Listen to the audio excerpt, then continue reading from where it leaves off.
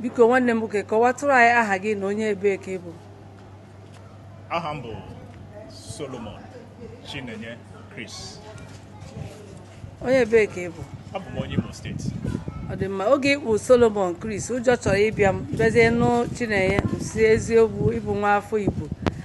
Ka obi dị gị ị na-asụ asụsụ Igbo maka ịdịkwa ka ndị ọcha n'eziokwu eziokwu, mana ka obi dị gị ị na-asụ asụsụ Igbo?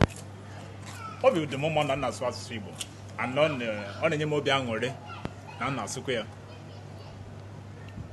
Ọ dị mma, ka esi wee kene ndị Igbo niile na-ekiri gị ugbu a? Igbo niile ekele m unu n'Igbo amaka. Kedu ihe ị ga-agwa ndị na-amaghị asụ asụsụ Igbo? Ụfọdụ ndị nọ ha anaghị aga ụlọ ha amaghị ya na-eme. Kedu ihe ị ga-agwa ha ka ha nwee ike ịmụta na-asụ asụsụ na omenala Igbo? M na-asị ha na